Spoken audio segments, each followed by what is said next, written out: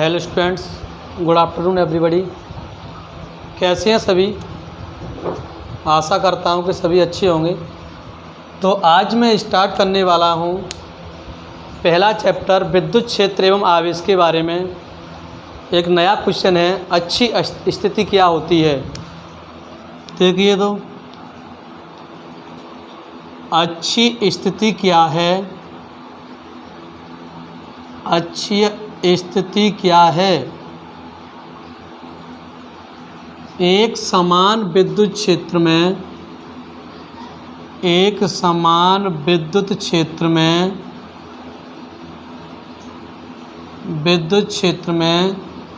इसके लिए व्यंजक की स्थापना कीजिए।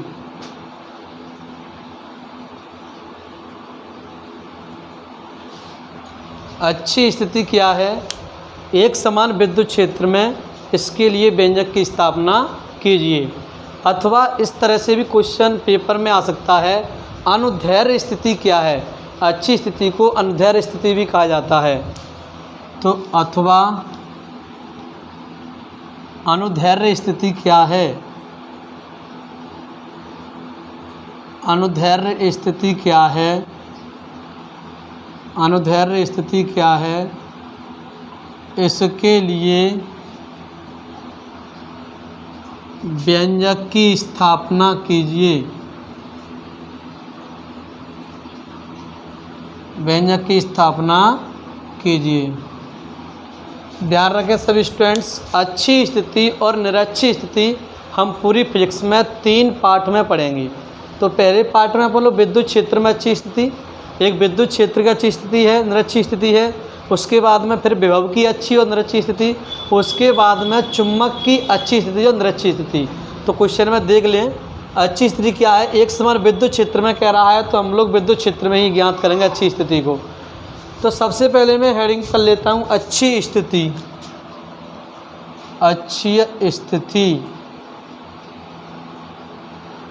अच्छी स्थिति मतलब जिस बिंदु पर विद्युत क्षेत्र की तीव्रता की गणना करनी है वो बिंदु किसी अक्ष पर स्थित हो, एक्सिस पर, तो वो क्या कहलाती है? अच्छी स्थिति कहलाती है।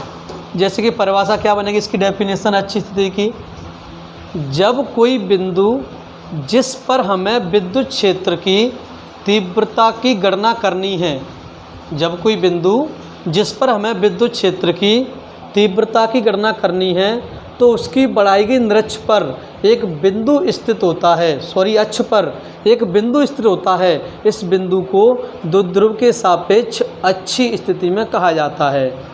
जब कोई बिंदु जिस पर हमें विद्युत क्षेत्र की तीव्रता की गणना करनी है तो उसकी बढ़ाई गई अक्ष पर एक बिंदु स्थित होता है, उस बिंदु को इस द्विध्रुव के सापेक्ष, द्विध्रुव यानी कि डिपोल, इस द्विध्रुव के सापेक्ष अच्छी स्थिति में कहा जाता है। तो इसकी परिभाषा कैसे लिखेंगे? देखिए सभी लोग, जब कोई बिंदु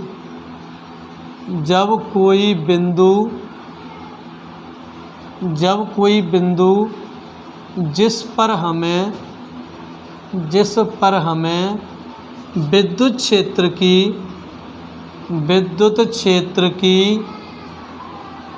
तीव्रता की गणना करनी है,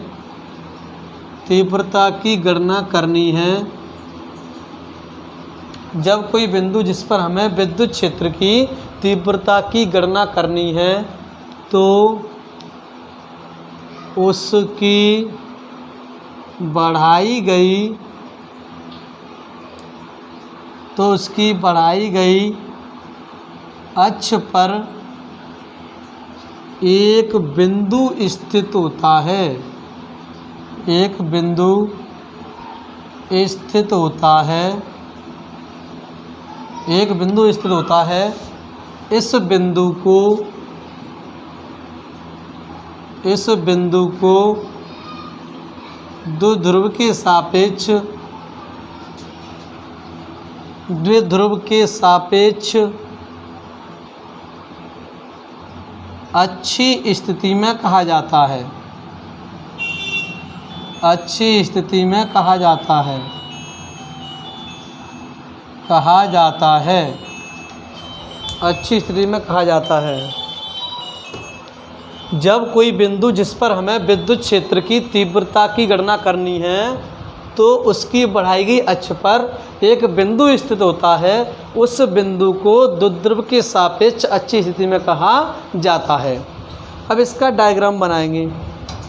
डायग्राम कैसे बनाएंगे तो सुनिए सब स्टूडेंट्स। मैंने यहाँ पर एक विद्युत द्विध्रुव ले लिया, मैं यहाँ पर एक विद्युत द्विध्रुव ले रहा हूँ। तो मेरे पास ये क्या एक विद्युत द्विध्रुव है, ये मेरे पास एक विद्युत द्विध्रुव है।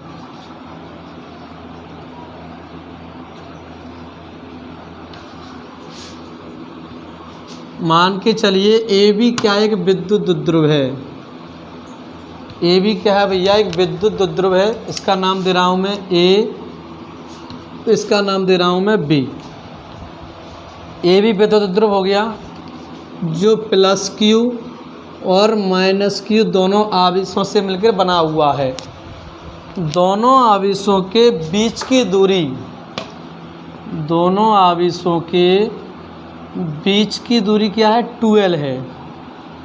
दोनों आवेशों के बीच दूरी क्या है भैया 2L। तो यहाँ पर मैंने क्या लगा दिया 2L लगा दिया। इसके बाद में मैं क्या करूँगा, इस द्विध्रुव के केंद्र O से, यहाँ पर क्या है एक केंद्र है, यहाँ पर क्या होगा द्विध्रुव का बीचों बीच केंद्र होगा। केंद्र O से, कहाँ से, केंद्र O से स्मॉल r दूरी पर एक बिंदु P है। तो देखो भैया केंद्र O ये रहा, स्मॉल r दूरी पर, ये स्मॉल r दूरी है। स्मॉल r दूरी पर एक बिंदु क्या है भाई मेरे, एक बिंदु P है। इसको समय मान लो, यहाँ पर एक बिंदु क्या है P है। इस बिंदु P पर हमें विद्युत क्षेत्र की तीव्रता की गणना करनी है। तो इसके लिए विद्युत क्षेत्र तीव्रता क्या हो जाएगी E1 हो जाएगी, यहाँ तीव्रता क्या हो जाएगी भैया E2 हो जाएगी। क्योंकि आपको पता है धनावेश के कारण विद्युत क्षेत्र की तीव्रता कहाँ होती है, बाहर की ओर होती है, और ऋणावेश के कारण विद्युत क्षेत्र की तीव्रता कहाँ होती है, अंदर की ओर होती है। तो E1 जो तीव्रता है, E1 जो तीव्रता है वो धनावेश के कारण है, इसलिए बाहर की ओर दिशा जा रही है इसकी। E2 है, E2 जो तीव्रता है वो ऋणावेश के कारण है, इसलिए इसकी दिशा अंदर की ओर प्रवेश कर रही है। तो यहाँ पर दोनों आवेशों के बीच दूरी 2L है, पूरा द्विध्रुव क्या है ए बी है। अब आप बताइए कि पूरी दूरी कितनी है 2L है, पूरी दूरी कितनी है 2L है। तो यहाँ तक कि इसको मैं बीच में केंद्र तोड़ दूंगा तो LL हुई होगी। जब आधी दूरी L और आधी दूरी L और पूरी मिलकर क्या बन जाएगी 2L बन जाएगी। तो यहाँ तक की दूरी L और यहाँ तक की दूरी L, इस तरह से पूरे द्विध्रुव की दूरी कितनी हो जाएगी 2L हो जाएगी। तो मैं आधी आधी दूरी को विभाजित कर रहा हूँ। यहाँ तक की दूरी कितनी हो जाएगी भाई, ये L हो जाएगी, और यहाँ तक की दूरी भी क्या हो जाएगी L हो जाएगी। इसके बाद में अब अपन लोग क्या करेंगे, प्लस क्यू आवेश के कारण बिंदु P पर विद्युत क्षेत्र की तीव्रता, उसके बाद माइनस क्यू आवेश के कारण बिंदु P पर विद्युत क्षेत्र की तीव्रता, क्योंकि दो ही आवेश होते हैं और दोनों आवेशों के कारण बिंदु P पर विद्युत क्षेत्र की तीव्रता हम लोग निकाल लेंगे। चलिए, तो प्लस क्यू आवेश ये रहा, प्लस क्यू आवेश पे बिंदु कौन सा ए है, तो ए से लेके P की दूरी कितनी है। अब यहाँ दिमाग लगाने की ज़रूरत है। आप बताइए ए से लेके P की दूरी कितनी है। भैया ए से लेके P की दूरी नहीं मालूम है, मुझे ये ज़रूर पता है कि केंद्र O से P की दूरी स्मॉल r है। इसका पता है कि केंद्र O से स्मॉल r दूरी पर एक बिंदु P है, यानी कि O से P की दूरी r मुझे पता है। एक चीज़ और पता है मुझे, O से लेके A की दूरी भी L पता है, और मुझे चाहिए यहाँ पर AP। तो मैं क्या करूँगा, पूरी दूरी में से, यानी कि पूरी दूरी OP की दूरी में से अगर मैं OP में से OA कम कर दूंगा तो क्या बच जाएगी, AP बच जाएगी। आ रही बात समझ में। इस तरह से एग्जांपल दे के देखिए। ये मेरे पास क्या है, पूरे ये बिंदु क्या है O है, यहाँ पर ये बिंदु क्या है P है, ये वाला बिंदु P है, ये बिंदु क्या है O है। इसकी पूरी दूरी कितनी है, स्मॉल r है। टोटल दूरी कितनी है इसकी, स्मॉल r है। लेकिन यहाँ तक का जो बिंदु है, केंद्र बिंदु O है, और O से लेके A की दूरी ये क्या है, L है। अगर मैं पूरी दूरी r में से, इस पूरी r में से इस l को कम कर दूंगा तो कितनी बच जाएगी, r माइनस के l। यानी कि पूरी दूरी कितनी है, पूरी दूरी है अपने पास में r, यहाँ तक की दूरी कितनी है, इस ढक्कन की दूरी कितनी है, l है, और मुझे चाहिए इतनी, मुझे इतनी दूरी चाहिए, इस मार्कर की दूरी चाहिए केवल। तो क्या करूँगा, पूरी दूरी में से यानी पूरी r दूरी में से इस l दूरी को कम कर दूंगा तो मेरे पास क्या बच जाएगी, r माइनस l, यानी कि बिंदु a और p की दूरी बच जाएगी। तो देखिए सेम कंडीशन, a p की दूरी कितनी बच जाएगी, r माइनस के l। देखिए r माइनस के l बच जाएगी। यहाँ मान लेता हूँ मैं r माइनस के l। बिंदु A से बिंदु P की दूरी कितनी हो जाएगी, r माइनस के l। इसी प्रकार से बिंदु B क्या है, बिंदु B पर ऋणावेश है, बिंदु B पर क्या है, ऋणावेश है। तो हम लोग निकालेंगे ऋणावेश के कारण बिंदु P पर विद्युत क्षेत्र की तीव्रता। ध्यान रखें तीव्रता बिंदु P पर ही निकलेगी, विद्युत क्षेत्र की तीव्रता हमेशा बिंदु P पर ही निकाली जाती है। तो देखिए बिंदु माइनस Q आवेश के कारण पे बिंदु क्या है, B है, और B से तीव्रता कहाँ निकालेंगे, P की तरफ निकालेंगे। तो आप बताइए यहाँ तक की दूरी कितनी है, L, O से लेकर B की दूरी कितनी है, L है, और O से लेकर P की दूरी कितनी है, R।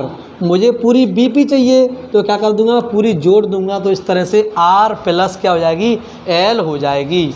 एग्जाम्पल्स देखिए थोड़ा सा, मेरे पास पूरी दूरी कितनी है, पूरी बिंदु मेरे पास यहाँ पर क्या है, बिंदु B है, यहाँ पर बिंदु P है, तो बिंदु B पर क्या है भैया, ऋणावेश है, बिंदु B पर क्या ऋणावेश है, और ये ढक्कन है, ये कैप है, इसके यहाँ पर बिंदु B है, और ये बिंदु केंद्र O है। तो इसकी दूरी ओनली L दी है, इसकी दूरी ओनली कितनी दी है, R दी है, और मुझे पूरी दूरी चाहिए तो भैया L को और R को जोड़ दूंगा तो पूरी R प्लस L हो जाएगी, जाएगी नहीं हो जाएगी। तो यहाँ पर मैं क्या लगा दूँ, R प्लस L। तो यानी B से लेके P की दूरी कितनी हो जाएगी, R प्लस के L हो जाएगी, R प्लस L। चलिए R प्लस L मान ली मैंने यहाँ पर,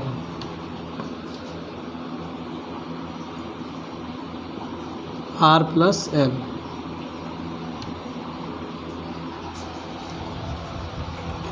अब मैं व्यंजक की स्थापना करूँगा यहाँ पर भैया।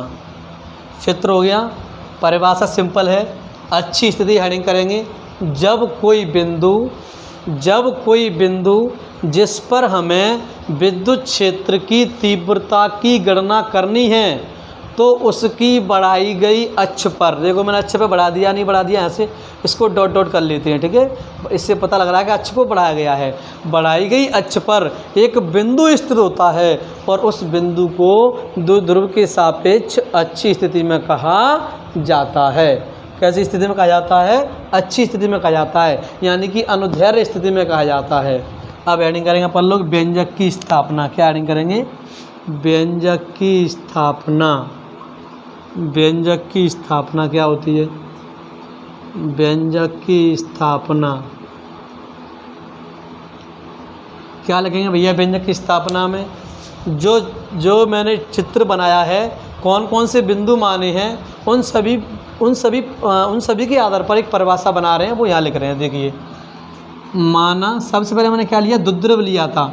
आप लोग आराम से चित्र बनाया करो, जैसा परिभाषा में लिखा है बस उसी आधार पर चित्र बनाया करो, या फिर चित्र के आधार पर परिभाषा बनाया करो, कभी गलत नहीं होगा। माना AB एक विद्युत द्विध्रुव है, विद्युत द्विध्रुव है, इलेक्ट्रिक डिपोल। माना AB एक विद्युत द्विध्रुव है जो प्लस Q और माइनस Q आवेशों से मिलकर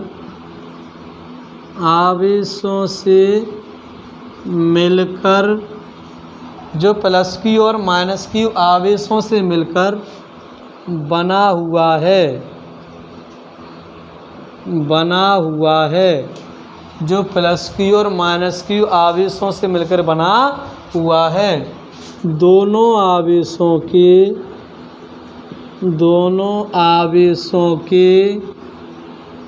बीच की दूरी 2L है। दोनों आवेशों के बीच की दूरी क्या है 2L है। इसके केंद्र बिंदु O से स्मॉल r दूरी पर एक बिंदु P है।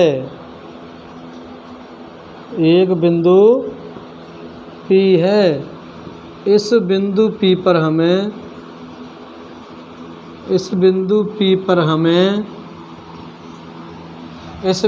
पर हमें विद्युत क्षेत्र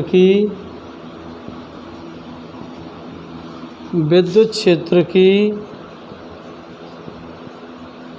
तीव्रता की गणना करनी है। इस बिंदु P पर हमें विद्युत क्षेत्र की तीव्रता की गणना करनी है। सिंपल सी परिभाषा देख लीजिए। इसके बाद क्वेश्चन थोड़ा बड़ा है, ध्यान रखें। इसके बाद चित्र से स्पष्ट है। चलो भैया, इसके बाद चित्र तो बना लिया आपने, ये परिभाषा लिखोगे, चित्र बनाओगे, उसके बाद इसको लिखोगे परिभाषा को। फिर हम लिख रहे हैं चित्र से स्पष्ट है। चित्र से क्या स्पष्ट है भैया? चित्र से स्पष्ट है कि आप बताइए बिंदु A से लेके P की दूरी कितनी है r माइनस के L। तो लो भैया, बिंदु A से लेके P की दूरी कितनी है r माइनस के L। बिंदु B से लेके P की दूरी कितनी है भैया? बिंदु B से लेके P की दूरी r प्लस L। मैंने AP की दूरी ले ली और बिंदु BP की दूरी ले ली, तो r plus L r minus L। अब लगा रहा हूँ एक एक से। अब प्लस Q आवेश के कारण बिंदु P पर विद्युत क्षेत्र की तीव्रता, तो लगाइए अब प्लस Q आवेश के कारण बिंदु P पर विद्युत क्षेत्र की तीव्रता, बिंदु P पर विद्युत क्षेत्र की प्लस Q आवेश के कारण बिंदु P पर विद्युत क्षेत्र की तीव्रता क्या निकलेगी भैया? तीव्रता यहाँ आप लोगों को दिखेगा नहीं नीचे तक, तो क्या तीव्रता होगी वो याद देखिए। E बराबर, E से बोलते हैं विद्युत क्षेत्र की तीव्रता, E बराबर 1/4 पाई एप्सिलॉन 0 और Q/r²। ये किसी भी आवेश के कारण, चाहे तो माइनस Q आवेश हो या पर प्लस Q आवेश हो, इन दोनों के कारण जो बिंदु P पर तीव्रता आएगी वो ये निकल के आएगी। क्या आएगी? E बराबर 1/4 पाई एप्सिलॉन 0 और Q/, में क्या हो जाएगी भैया? r² हो जाएगी। अब मैं क्या करूँगा, r यहाँ पर क्या है? d भी हो सकती है, d²। d फॉर डिस्टेंस यानी क्या होती है? दूरी। ऐसे ही r यहाँ पर क्या मान लो? दूरी मान लो कि दोनों आवेश जो बिंदु P है और प्लस Q आवेश है, इन दोनों के बीच की दूरी स्मॉल r ही तो है, ये दूरी r मान लो। तो r क्या दूरी है? तीव्रता प्लस Q आवेश पर निकाल रहे हैं, प्लस Q पे बिंदु कौन सा है? A है, तो AP हो जाएगी। यानी r का मान क्या हो जाएगा भैया? r का मान क्या हो जाएगा? AP। क्या हो जाएगा r का मान? AP। इस मान को अपन लोग यहाँ लगा देंगे। लगाइए भैया, क्या लगाओगे? E1 जाए, E1 मान लूँ, पहली तीव्रता इसको E1 मान लेता हूँ, क्योंकि आप देखिए प्लस Q की कारण तीव्रता बाहर की ओर जा रही नहीं जा रही है, तो E1 ही तो है। तेरा प्लस Q आवेश तीव्रता बाहर की ओर जा रही, E1 ही तो आ गई। हो सकता मैं E2 ले लेता, पहले नहीं ले पाऊँगा, क्योंकि प्लस Q आवेश के कारण तीव्रता कहाँ होती है? हमेशा बाहर की ओर होती है, और ये बाहर की ओर जा रही है, आप देखिए अच्छे से। तो E1 बराबर क्या होता है? 1/4 pi epsilon 0, 1/4 pi epsilon 0 Q/, हाँ भैया r का मान क्या है? AP है, तो AP पे स्क्वायर हो जाएगा। AP पे क्या हो जाएगा? स्क्वायर हो जाएगा। इसके बाद E1 की, तो E1 1/4 pi epsilon 0 Q/, epsilon है, एप्सिलॉन 0 Q/। AP का मान कितना दिया है भैया? AP का मान दिया है r-L, तो r-L होल स्क्वायर की होल स्क्वायर। समीकरण नंबर मान लो इसको फर्स्ट, यानी कि इक्वेशन नंबर मैंने फर्स्ट मान लिया इसको। ये मान लिया E1 का मान आ गया, E1 = 1/4 पाई एप्सिलॉन 0 Q/r-L का whole square. Equation number first मैंने इसको दे दिया। इसके बाद में इसी प्रकार सेम टाइप क्या करूँगा मैं, इसी प्रकार ये अपना आवेश है माइनस क्यू आवेश, प्लस क्यू हो गया।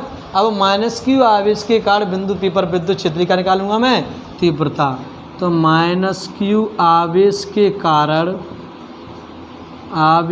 कारण बिंदु पी पर विद्युत क्षेत्र की तीव्रता, विद्युत क्षेत्र की तीव्रता। हाँ भैया, विद्युत क्षेत्र की तीव्रता क्या होगी, जो सूत्र है उसी को लगा देंगे अपन लोग। ई बराबर क्या होगा भैया, ई बराबर 1/4 पाई एप्सिलॉन 0, यही सूत्र है, और क्यू बटे में आर स्क्वायर। ये मैंने सूत्र लगा दिया भैया, क्यू बटे में आर स्क्वायर। इतना समझ में आ गया, कुछ नहीं किया है मैंने, चित्र से स्पष्ट कर लिया है। प्लस क्यू आवेश का तीव्रता निकालिए, सूत्र एक होता है ई बराबर 1/4 पाई एप्सिलॉन 0 और क्यू बटे आर स्क्वायर, इसका मान लगा दिया। आर का मान एपी का मान मेरे पास है ही, आर माइनस एल वो लगा दिया, समीकरण 1 दे दिया। इसी प्रकार से माइनस क्यू आवेश का बिंदु पी पर तीव्रता निकालिए, तो ई बराबर 1/4 पाई एप्सिलॉन 0 और क्यू बटे में क्या किया भैया, क्यू बटे मैंने आर स्क्वायर कर लिया है।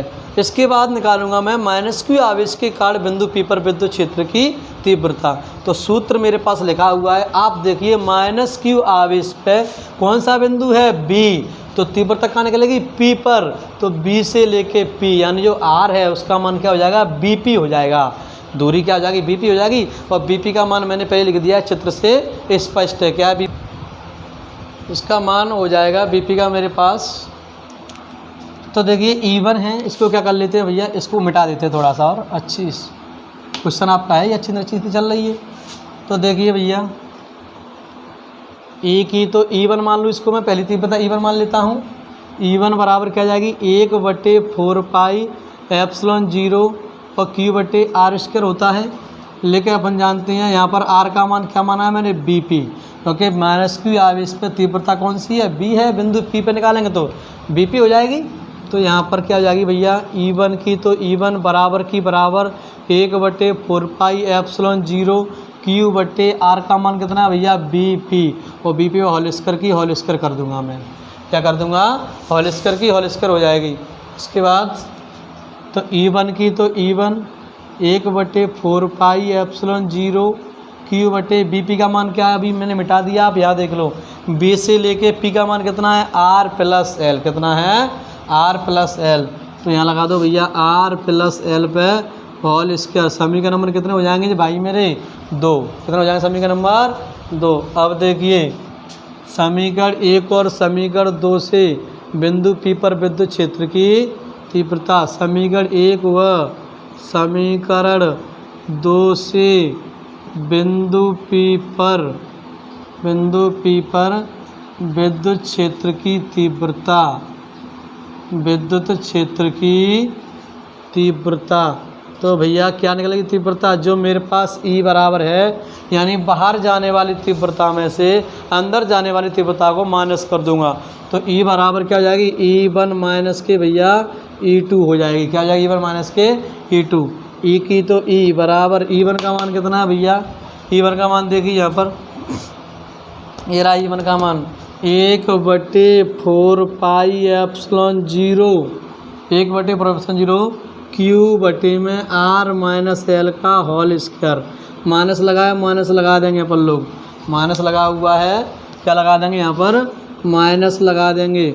उसके बाद क्या तीव्रता है बताइए, उसके बाद तीव्रता है E2 की, क्या मान दिया E2 का मान, ये रहा मेरे पास 1/4 पाई एप्सिलॉन 0 क्यू बटे आर प्लस एल का होल स्क्वायर। ठीक है, इसको कोष्टक में क्या कर देंगे भैया, बंद कर देंगे।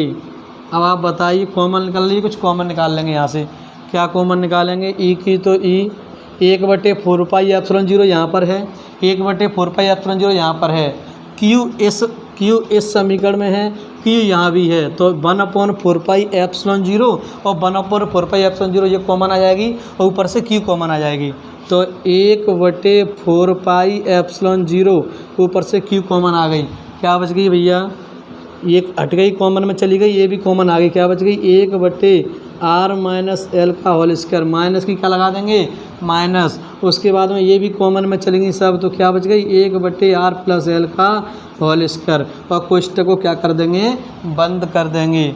ई की तो ई यहाँ पर बराबर 1/4πε0 क्यू की क्यू। अब यहाँ पर कैंची गुणा करेंगे, r + l का स्क्वायर का इस 1 से गुणा करें तो क्या जाएगी r + l का होल स्क्वायर। माइनस लगी, हम माइनस लगा देंगे, और जैसे ही माइनस लगाते हैं तो क्या कर देती हैं, छोटा कोष्टक लगाना स्टार्ट कर देती हैं। क्यों कोष्टक लगाते हैं, क्योंकि माइनस का क्या देना पड़ता है, भाग देना पड़ता है। ऐसे यहाँ पर क्या आ जाएगा भैया, r - l के होल स्क्वायर का 1 से गुणा करूँगा तो आ जाएगी r - l का होल स्क्वायर, वही का वही आ जाएगा। और यहाँ पर भैया कोष्टक मैंने बंद कर लिया, कोष्टक बंद कर लिया। बटे की यहाँ पर क्या लगा देंगे, बटे लगा देंगे। नीचे r का r से करेंगे r स्क्वायर हो जाएगा, प्लस का गुणा माइनस से करेंगे तो क्या हो जाएगी, माइनस हो जाएगी। l का l से करेंगे तो l स्क्वायर हो जाएगा, ऊपर क्या हो जाएगा, होल वर्ग हो जाएगा। अब देखिए अपन लोग यहाँ पर ई की तो ई बराबर 1/4πε0 क्यू की क्यू। हाँ, सूत्र पढ़ा हुआ आप लोगों ने छोटी क्लास में, कक्षा 5 और 4 या 8 तक पढ़ा होगा आप लोगों ने। a + b पे होल स्क्वायर क्या होता है, a² धन b² प्लस के 2ab। और ऐसे ही a - b पे होल स्क्वायर क्या होगा, a² + b² माइनस के 2ab। बस वही सूत्र है। यहाँ पर ab की जगह r + l है। अभी सूत्र a + b का होल स्क्वायर हम पढ़ते थे, अब क्या हो गया है, a का मान यहाँ पर r है और b का मान यहाँ पर क्या है, l है। तो a + b का होल स्क्वायर हम सूत्र लगाएंगे तो a का स्क्वायर मतलब r का स्क्वायर प्लस b² मतलब l का स्क्वायर प्लस 2ab। 2 a का मान कितना है, r है, l ab 2ab, b का मान कितना है, l है। चलिए माइनस लगी है, माइनस लगा देंगे और कोष्टक स्टार्ट कर देंगे। ऐसे यहाँ पर a - b का होल स्क्वायर क्या होता है भैया, a² + b² माइनस 2ab। कोष्टक बंद कर देंगे और यहाँ पर क्या लिखा हुआ है, नीचे चल रहा है, बुझ लिख लो, r² - l² का होल स्क्वायर लगा देंगे, वैसे का वैसा ही। ठीक है भाई। इसके बाद में यहाँ से स्टार्ट करेंगे, e बराबर क्या हो जाएगा, इसको मिटा देते हैं क्वेश्चन को। क्वेश्चन लिख लिया होगा आप लोगों ने, अच्छी स्थिति वाला क्वेश्चन है। तो यहाँ पर क्या करेंगे भैया, क्वेश्चन को सॉल्व करेंगे। यहाँ से e बराबर क्या हो जाएगा, 1/4πε0 क्यू की क्यू। हाँ भैया, r² लगाइए, r² + l² प्लस के 2rl। माइनस आया है, कोष्टक लगी है, भाग दे दो माइनस का, तो ये माइनस की r² फिर दूंगा, फिर माइनस की l² फिर दूंगा, तो माइनस माइनस क्या हो जाएगा, प्लस 2rl। कोष्टक बंद कर देंगे और नीचे क्या लिखा हुआ है, r² - l² का होल स्क्वायर। देखो प्लस की r² से माइनस की r² कट जाएगी, प्लस की l² से माइनस की l² कट जाएगी। आप देखिए e बराबर क्या बच गया, 1/4πε0 क्यू की क्यू। 2rl कितने हो जाएंगे, 4rl। 2rl और 2rl कितने हो जाएंगे भैया, 4rl upon r² - l² whole square की होल स्क्वायर।